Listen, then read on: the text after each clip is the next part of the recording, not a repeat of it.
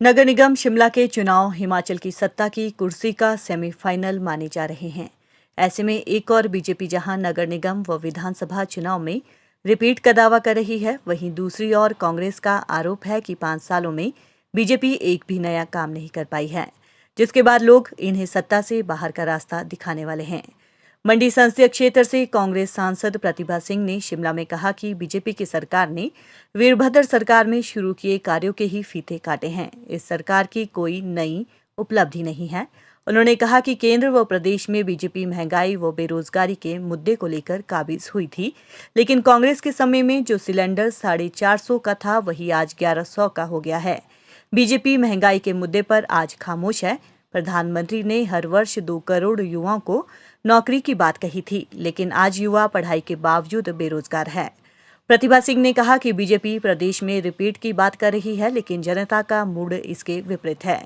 प्रदेश की जनता महंगाई बेरोजगारी से त्रस्त है। कांग्रेस अपने विकास के कार्यों को लेकर जनता के बीच में जाएगी। प्रदेश में जनता कांग्रेस को सत्ता में लाने का मन बना चुकी है। इस दौरान कांग्रेस मुख्यालय राजीव भवन में कांग्रेस अध्यक्ष कुलदीप राठौर की मौजूदगी में सीपीएम की कैथू से पूर्व पार्षद कांता सियाल ने अपने समर्थकों के साथ कांग्रेस का दामन थामा। अवश्य माननीय मुख्यमंत्री जी ने भी ये बात कही होगी कि हम रिपीट करेंगे, दोबारा सरकार को बनाएंगे। पर जब हम लोगों के दरबार में जाते हैं, लोगों का आवाज़ सुनते हैं, लोग भी यही कह रहे हैं कि 4 सालों में, अब तो 5 साल होने को जा रहे हैं, 5 साल में कौन सी ऐसी उपलब्धि है जिसको मद्देनजर रखते हुए आप लोगों से वोट मांग रहे हैं।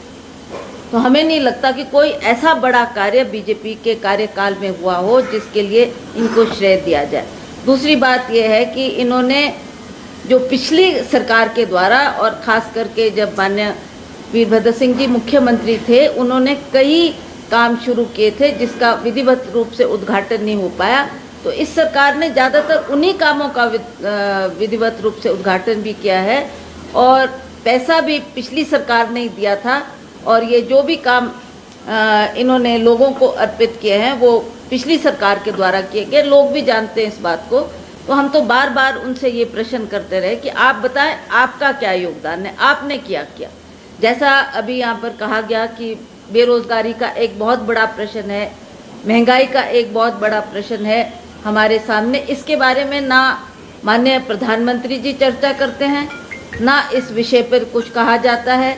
और जबकि आप देखते हैं, पिछला जब हमने चुनाव लड़ा था, तो जब मोदी जी चुनाव मैदान में थे तो वो बार बार कहते थे, आपको याद होगा सभी पत्रकार बंधुओं को, कि वो गैस का सिलेंडर सामने रखकर ये कहते थे कि इसमें उस वक़्त स्मृति ईरानी जी भी आई थी और स्वर्गीय सुषमा स्वराज जी भी आई थी, और बार बार लोगों से कहते थे कि पहले इस सिलेंडर को आपने नमन करके फिर वोट डालने जाना। उसका तात्पर्य यह था कि देखो कितनी कीमतें बढ़ गई है।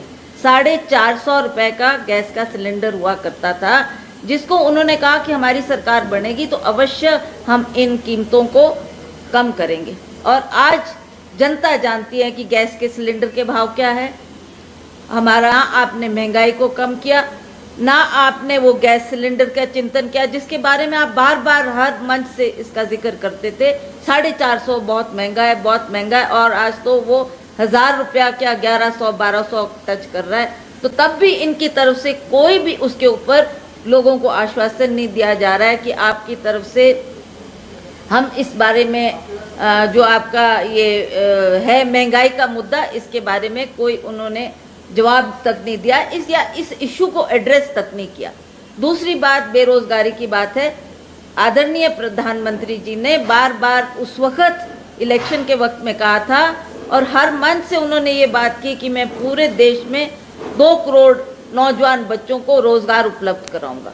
आज 7 साल प्रधानमंत्री जी को उस कुर्सी पे बैठे हो गए, और आज अगर वो अपना वचन पूरा करते तो 14 करोड़ बच्चों को रोजगार उपलब्ध होता।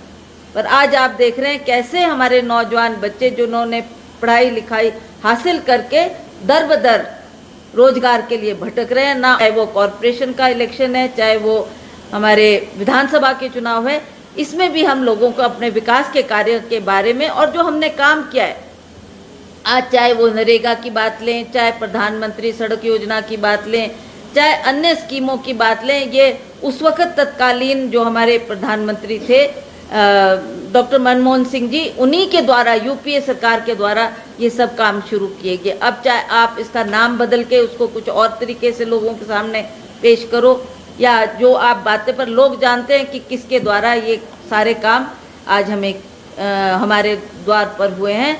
और ख़ास करके ग्रामीण क्षेत्र में आप जाएंगे तो आपने देखा होगा कि गांव को लोगों को जो वो 100 दिन का रोजगार मिलता था, उससे कितना बेनिफिट गांव के लोगों को अपने घर द्वार में उनको वो 100 दिन का काम मिला है। और ये स्कीम भी यूपीए की सरकार के द्वारा शुरू की गई थी। तो ऐसे अन्य हजारों स्कीमें हैं जिसके द्वारा लोगों का काम हुआ है। लोग जानते हैं कि किसने ये बेनिफिट हमको दिए हैं और किसने ये काम किए हैं।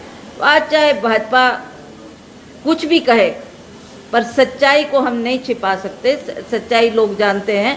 और उसी आधार पर हमने अब लोगों के बीच जाकर लोगों का विश्वास जीतना है, सच्चाई लोगों के सामने रखनी है। और मुझे पूर्ण विश्वास है कि हिमाचल प्रदेश जैसा छोटा प्रदेश, जैसा आपने अन्य प्रदेशों की बात की, तो मैं वहाँ के हालात नहीं जानती, वहाँ की परिस्थिति क्या रही, क्यों लोगों ने दोबारा रिपीट वो सरकार की। पर यहाँ आप जानते हैं कि लोग अब हर जुबान पर ये बात है कि हम परिवर्तन चाहते हैं, हम महंगाई से तंग हैं, बेरोजगारी से तंग है। तो अब लोग इस इंतज़ार में बैठे हैं कि कब वो घड़ी आएगी, कब हम वोट डालेंगे और दोबारा कांग्रेस की सरकार को बनाएंगे।